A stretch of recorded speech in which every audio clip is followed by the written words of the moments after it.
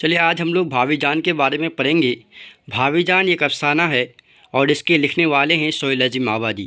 اور سہیل عظیم آبادی کے بارے میں ہم لوگ پہلے ہی پڑھ چکے ہیں، وہ کہاں پیدا ہوئے اور کتنے افسانے لکھے اور کتنے ناول، اور وہ کہاں شروعات کی تعلیم حاصل کی، اور یہ سب بھی ہم لوگ پہلے ہی پڑھ چکے ہیں سہیل عظیم آبادی کے بارے میں۔ آئیے آج ہم لوگ بھابھی جان پڑھیں گے اور ان کے متعلق جتنے سوالات ہیں یہ بھی دیکھیں گے۔ آئیے شروع کرتے ہیں کہ بھابھی جان۔ جب رقیہ بھابھی یاد آتی ہے تو میرا سر خود بخود جذبِ احترام سے جھک جاتا ہے اور ایسا محسوس ہوتا ہے کہ جیسے ان کی ذات سراپا روشنی ہے۔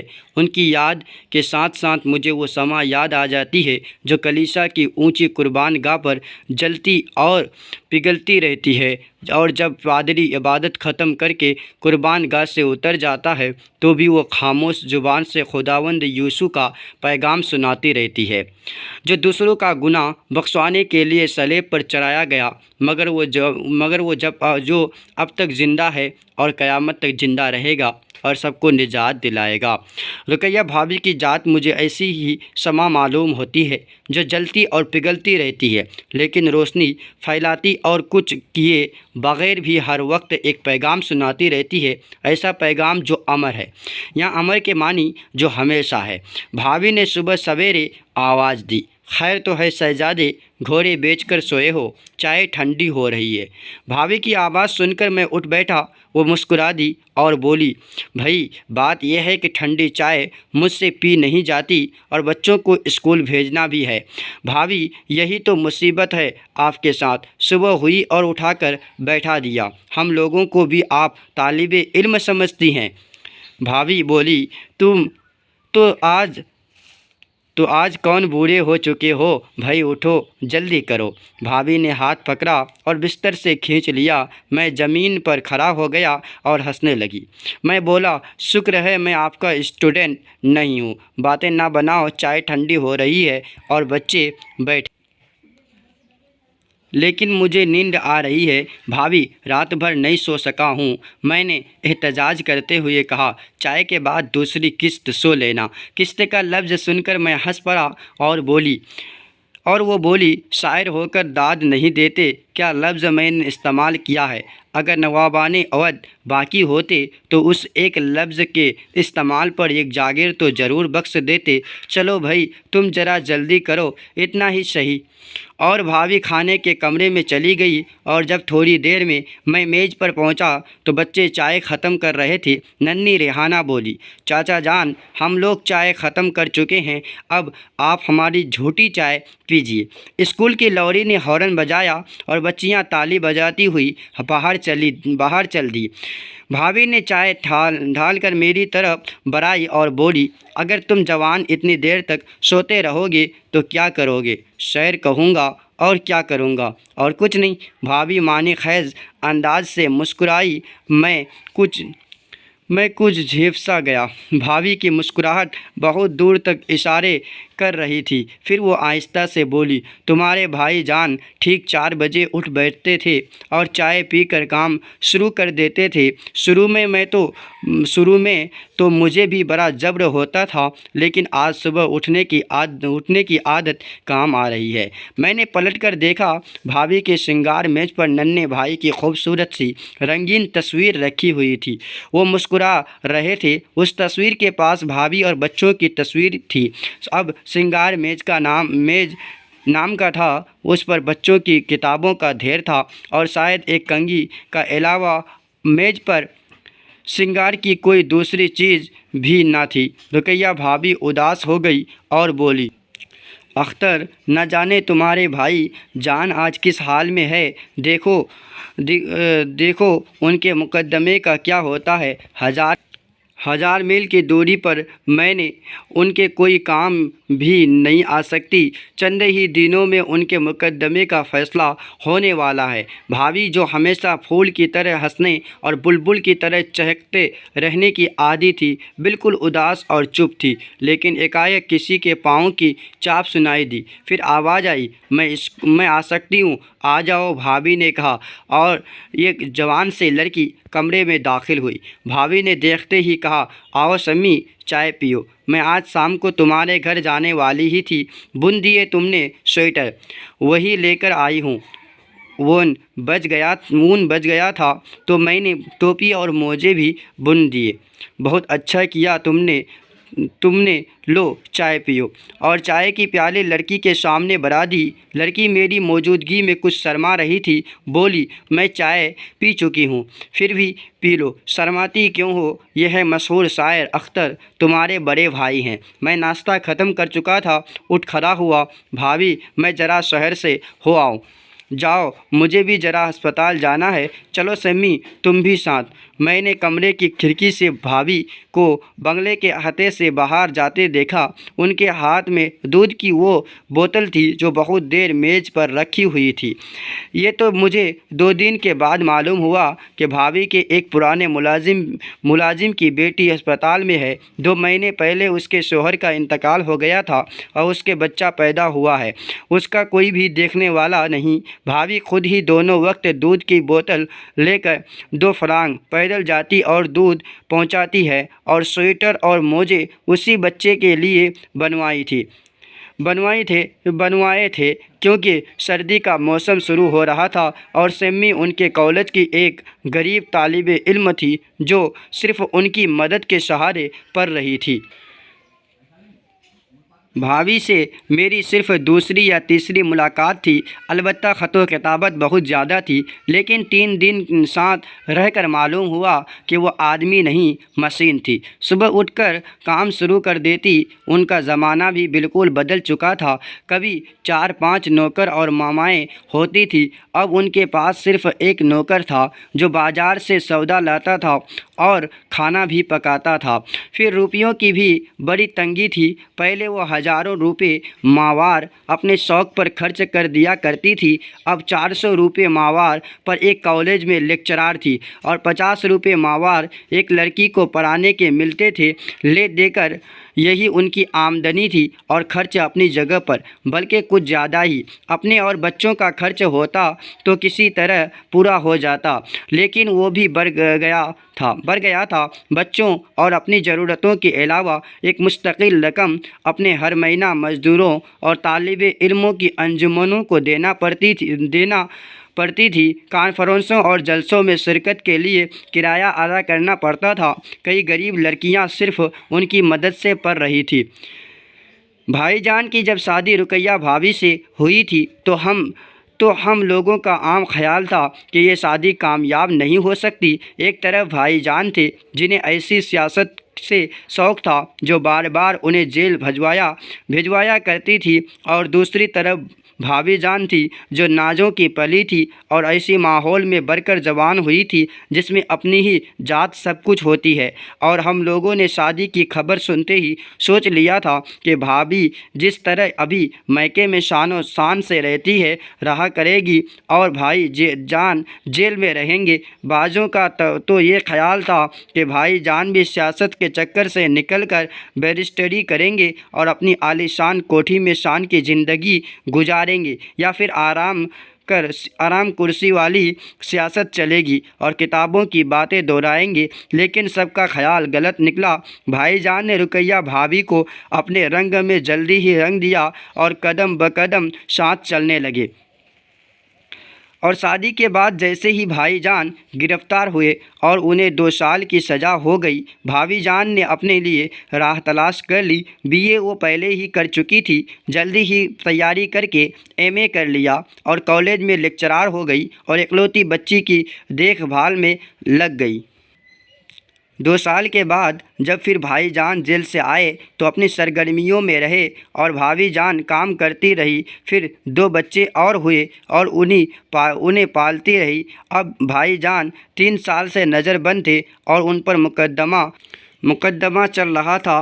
تو بھابھی جان بے شمار ذمہ داریوں اور غم کا بوجھ اٹھائے پھرتی تھی، لیکن ان کا چہرہ کبھی ملال نہیں ہوتا تھا، بلکہ ایسا معلوم ہوتا تھا کہ وہ اپنے غم کو اپنے لیے مسرت سمجھنے لگتی ہے اور غم میں بھی خوشی کا پہلو نکال ہی لیتی ہے۔ وہ صبح سویرے اٹھتے، بچوں کو نہلاتے، ان کے کپڑے بدلتے، خود نہا دھو کر تیار ہو جاتے، بچوں کو کھلا پلا کر 7 بجے اسکول بھیج دیتی، پھر ملنے والوں کا سلسلہ شروع ہو جاتا۔ طرح طرح کے لوگ ان سے ملنے آتے اور طرح طرح کے فرمائشیں کرتے، کوئی ان سے ملازمت کے لیے سفارش کرنے کو کہتا، کوئی کسی اور کام کے لیے۔ سب آدمی انہیں بڑے آدمی کی بیوی اور بہو سمجھتے تھے۔ کوئی یہ نہیں سمجھتا تھا کہ بھابھی جان کا تعلق اب بڑے لوگوں سے صرف چھوٹے لوگوں کی وجہ سے رہ گیا ہے۔ وہ بڑے لوگوں کے پاس صرف سفارشیں لے کر جاتی ہے، ورنہ بڑے لوگوں سے اب انہیں دور کا بھی کوئی واسطہ نہیں۔ بھابھی کالج جاتی اور وہاں بھی پڑھنے کے علاوہ ہر لڑکے کے معاملات میں دلچسپی لیا کرتی۔ کالج سے آ کر پابندی کے ساتھ کئی خط روز لکھتے اور انہیں ڈاک میں ڈلواتے۔ عام طور پر یہ خطوط نئے لکھنے والوں کے نام ہوتے تھے جو ہر روز انہیں خط لکھا کرتے تھے۔ بھابھی نے مخصوص دل بہلانے اور وقت کاٹنے کے لیے لکھنا شروع کیا تھا، مگر وہ بہت اچھا لکھنے لگی تھی اور نئے لکھنے والے ان سے مشورے طلب کرتے اور بڑی محبت کے ساتھ ان کے خطوط کا جواب دیا کرتے۔ اس طرح کے نئے لکھنے والے نہ تو غلط فہمیوں کا شکار ہو کر بہک جائے اور نہ ان کی دل شکنی ہو۔ پھر وہ شام کو ایک جگہ ٹیوشن پڑھانے چلی جایا کرتی تھی، یعنی صبح جاگنے کے بعد سے سوتے وقت تک کام آدمی کا ہے، مشین معلوم ہوتی تھی۔ ان کے خط لکھنے کے شوق سے تنگ آ کر میں نے کہا، بھابھی آپ نے کیا علت پال رکھی ہے؟ کالج میں تو سر کھپاتی ہی ہے، گھر پر بھی ایک کالج بنا رکھا ہے۔ بھابھی بڑے باوقار انداز میں مسکرائی اور بولی، اختر ان نئے لکھنے والوں کو کیسے بھول سکتی ہوں؟ یہ تو ہمارے مستقبل کی امیدیں ہیں۔ اگر میں ان پودوں پر روز چھڑکاؤ نہیں کر سکتی، ان کی خدمت نہیں کر سکتی، ان میں پھول لگے اور سارا باغ مہک اٹھے، تو کم سے کم جو کچھ کر سکتی ہوں وہ تو کرنا چاہیے۔ اس جواب کے بعد کچھ اور بولنے کی گنجائش ہی نہیں تھی۔ میں چپ ہو رہا۔ ایک دن شام کے وقت وہی لڑکی سمی ان کے پاس آئی۔ وہ بہت اداس تھی۔ وہ کچھ کہنا چاہتی تھی لیکن پھر بھی نہیں کہہ سکتی تھی۔ بار بار اس کے ہونٹ کانپ کر رہ جاتے تھے اور ایسے معلوم ہوتا تھا کہ اب وہ رو دیں گی۔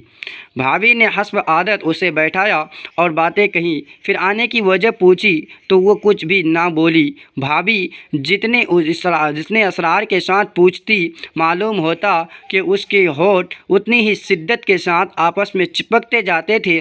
آخر وہ کچھ نہ بول سکی تو بھابھی نے اسے پکڑا اور سونے کے کمرے میں لے گئی، دروازہ اندر سے بند کیا اور پوچھا کہ کیا بات ہے، لیکن سمی کچھ بتانے کے بدلے رونے لگی اور بھابھی کے چپ کرانے پر بھی روتی گئی، اور بڑی دیر کے بعد بھابھی کے ڈانٹنے پر اس نے بتایا کہ دوسرے ہی دن اس کے بھائی کے ایم اے کی فیس داخل کرنی ہے اور روپے کا انتظام نہیں ہو سکا ہے۔ اب وہ اس بات پر شرمندہ تھی کہ بھابھی اس کے کالج کا خرچ دیتی ہے۔ اب وہ بھائی کے لیے فیس مانگے، لیکن دوسرا کوئی اور ایسا ہمدرد بھی نہ تھا جس کے سامنے وہ اپنے دل کا بوجھ ہلکا کرتی۔ وہ صرف اپنے دل کو بوجھ ہلکا کرنے کے لیے ان کے پاس آئی تھی۔ بھابھی نے بڑی محبت سے سمی کے گال پر ایک چپیٹ لگائی اور بولی، پگلی اس میں رونے کی کیا بات تھی؟ آخر اس میں شرمانے کی کیا بات ہے؟ ہم لوگ اسی طرح تو ایک دوسرے سے کہہ کر اپنا دکھ درد ہلکا کر سکتے ہیں۔ یہ کہہ کر انہوں نے الماری کھولی اور چھوٹی چھوٹی سونے کی 2 چوڑیاں لا کر سمی کے ہاتھ پر رکھ کر بولی، لے جاؤ، اسے بیچ کر تمہارا بھائی فیس ادا کر سکے گا۔ سمی شاید گر جاتی، لیکن بھابھی نے اسے سنبھال لیا اور اس کی پیشانی چوم لی اور بولی، سمی سدا ایسا ہی زمانہ نہیں رہے گا، دن بدلیں گے، جاؤ سویرے چلی جاؤ، پھر اندھیرا ہو جائے گا۔ सभी चूड़ियों को लेकर चली गई। ये चूड़ियाँ वो थी जो वो 2 दिन पहले भाभी जान ने नन्ही रेहाना के लिए बड़ी मुश्किल से पैसे बचाकर बनवाई थी और जिसे रेहाना ने सिर्फ एक बार पहना था। चूड़ियाँ देखकर भाभी जान बहुत खुश थी, जैसे उनके दिल से पहाड़ जैसा कोई बोझ उतर गया हो। मैं 4 दिनों से उनके पास था और एक ज़रूरी काम के सिलसिले में उनसे मशवरा करने आया था, लेकिन उनकी मसरूफियत और परेशानियां देखकर न मौका मिला और न हिम्मत हो सकती, और मैंने सोच लिया कि भाभी से बग़ैर कोई मशवरा किए और मदद मांगे वापस जाऊंगा। हालांकि मैं अच्छी तरह जानता था कि सिर्फ वही ऐसी आदमी थी जो उस सिलसिले में मेरी मदद कर सकती थी, लेकिन मैंने फ़ैसला कर लिया कि उनसे हरगिज़ नहीं कहूँगा। आखिर भाभी ने खुद ही कहा, तुम 4 दिनों से आए हो लेकिन कोई बात तक नहीं की। मैंने कह दिया, मैं सिर्फ टहलने और आपसे मिलने आ गया था भाभी। फिर वो बोली, और तुम्हारी शादी का क्या हुआ? सुना है मैं और तुम्हारे घर वालों में शादी के मसले पर सख्त इख्तलाफ हो गया है। जी हाँ, शादी करने का मतलब है कि या तो मैं अम्मी की पसंद के मुताबिक एक अहमक लड़की से शादी कर लूँ या फिर चुप बैठा रहूँ। और वो जमीला, तुम तो जमीला से शादी करना चाहते थे ना? भाभी बोली, अब भी चाहता हूँ, लेकिन अम्मी ने कह दिया है कि जमीला इस घर में बहू बनकर दाखिल नहीं हो सकती। मैंने कहा, ये तो बड़ा जुल्म है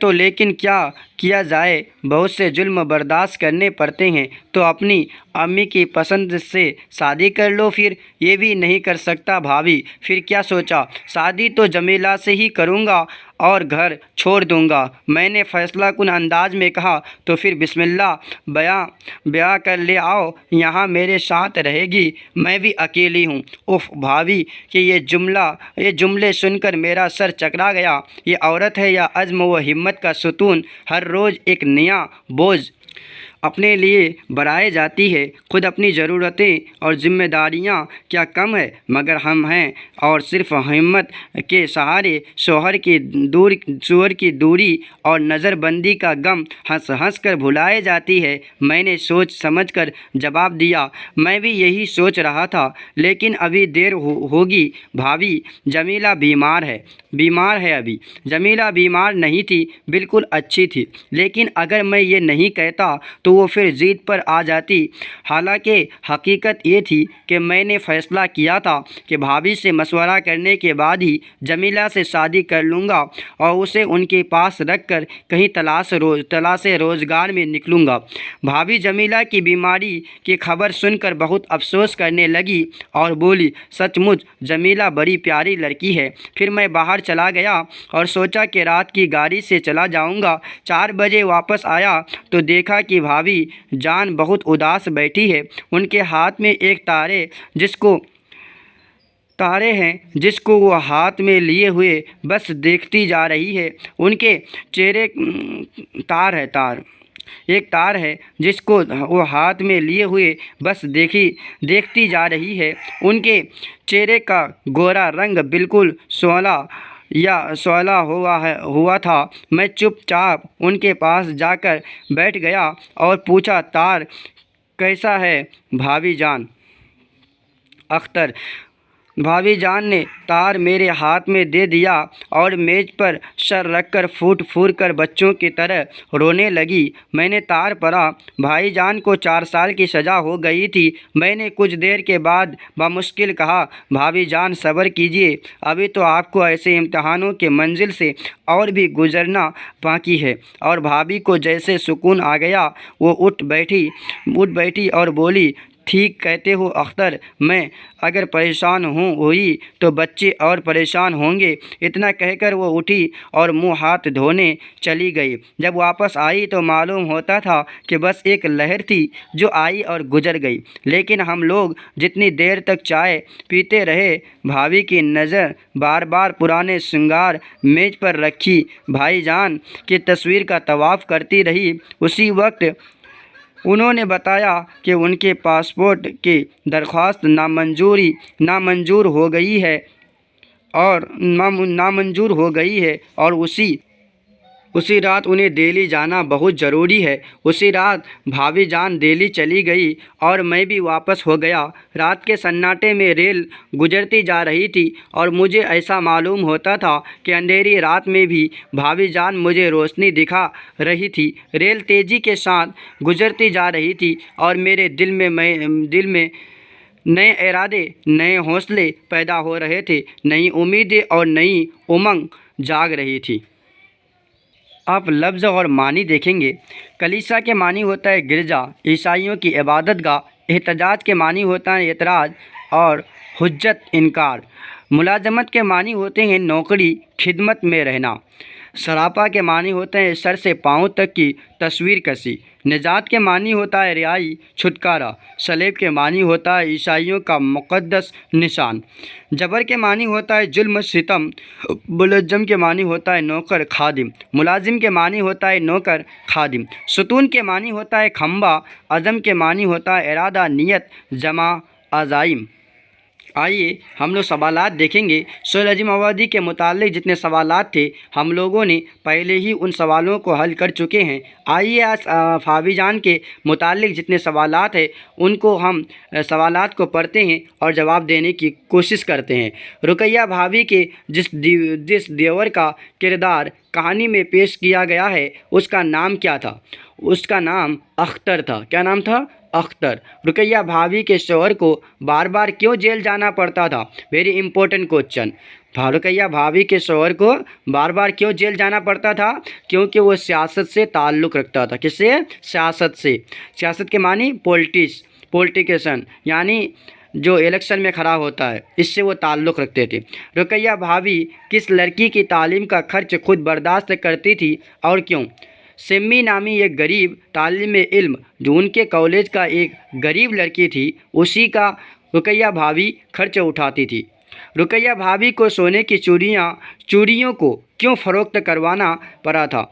سمی نامی جو غریب لڑکی ان کے کالج کی تھی، ان کے بھائی کا ایم اے کی فیس جمع کرنی تھی، اس لیے انہوں نے سونے کی چوڑیاں سمی کو دے دی تھی، جو ان کو بیچ کر کے ان کے بھائی کے فیس ادا کرنے کے لیے دیا تھا۔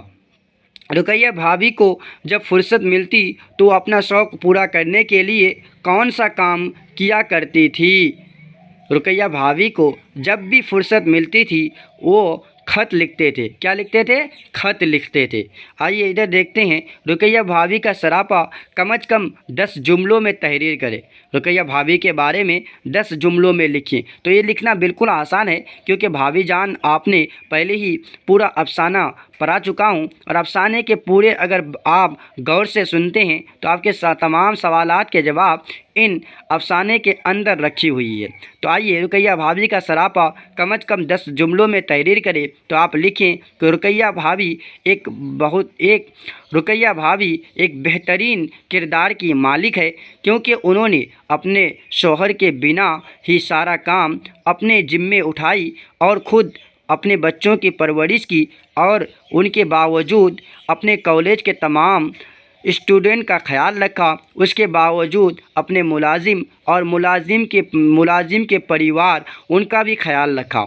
اور اگر میں رقیہ بھابھی کے بارے میں لکھتے چلے جاؤں تو پھر بھی ہمارے پیج کم پڑیں گے اور ان کے کہانی پوری نہیں ہوگی۔ آئیے دوسرا سوال دیکھتے ہیں۔ رقیہ بھابھی کے کردار کو ایک مثالی کردار بنا کر سہیل عظیم آبادی نے قاری کو حوصلہ دینے کا کام کیا ہے۔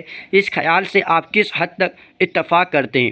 میں اس حد تک اتفاق کرتا ہوں کہ سہیل عظیم آبادی ایک بہترین افسانہ نگار ہے کہ انہوں نے اس طرح سے اس افسانے کو پیش کیا ہے کہ تاکہ جو سماج کے حالات اور سماج میں ایسے لوگ بہت ہی کم ہوتے ہیں۔ سہیل عظیم آبادی یہ قاری کے معنی ہوتا ہے پڑھنے والا۔ قاری کو یہ بتایا ہے کہ آپ رقیہ بھابھی کے کردار ایک بہترین کردار بنا کر انہوں نے پیش کیا ہے، اور اپنے سماج کے ایسے عورتوں کے بارے میں بتایا ہے جو بہت سارے عورتیں ایسے ہیں ہمارے سماج میں، ایسے ہی رقیہ بھابھی کے طرح اپنے کام اور اپنے بچوں کی پرورشیں کرتے ہیں۔ سہیل عظیم آبادی اردو کے کس افسانہ نگار سے بہت زیادہ متاثر تھے اور کیوں؟ سہیل عظیم آبادی پریم چند سے بہت زیادہ متاثر تھے کیونکہ پریم چند ایک بہت بڑے افسانہ نگار ہے۔ افسانہ بھاوی کے کس کردار نے آپ کو سب سے زیادہ متاثر کیا اور کیوں؟ افسانہ بھاوی جان کے سب سے زیادہ متاثر کرنے والی بات یہ تھی کہ اتنے غم کے باوجود وہ کبھی ہمت نہیں ہاری اور اپنے عزم کو پختہ رکھا اور اپنے ارادے کو مضبوط رکھا اور اپنے کام کرتے چلے گئے۔ سہیل عظیم آبادی کے بارے میں اپنے اردو کے استاد سے مدد لے کر کم از کم 10 جملے تحریر کریں، ساتھ ہی یہ بھی تحریر کریں کہ ان کے افسانوں کے دوسرے مجموعہ کا نام کیا تھا اور وہ کب شائع ہوا تھا۔ سہیل عظیم آبادی کے بارے میں بہت سارے جملے لکھ سکتے ہیں، مگر بس اتنا ہی لکھیں کہ سہیل عظیم آبادی ایک بہترین افسانہ نگار اور ایک بہترین ناول نگار بھی ہے۔ سہیل عظیم آبادی 125 افسانے لکھے اور دوسرا افسانہ ان کے تاریخ کا ذکر یہاں کتاب میں نہیں ہے، مگر انہوں نے 125 افسانے لکھے اور ایک ناول بھی لکھے اور بہت سارے افسانے ان کے شائع بھی ہوئے اور 1980 میں ان کا انتقال ہو گیا تھا۔ بس اتنا ہی۔ چینل کو سبسکرائب کریں، لائک کریں اور شیئر کریں۔ ہم آپ کو ایگزام کے لاسٹ میں اپنا پورا PDF دیں گے اور وہ PDF میں پورا آبجیکٹیو رہے گا اور آپ ان آبجیکٹیو کو آرام سے سولو کر سکتے ہیں اور آپ گھبرائے نہیں۔ آپ کے تمام کوشچنس کا آنسر میں بنا کے آپ کو پیش کروں گا۔ آپ پہلے کہانی کو اچھی طرح سے پڑھ لیں۔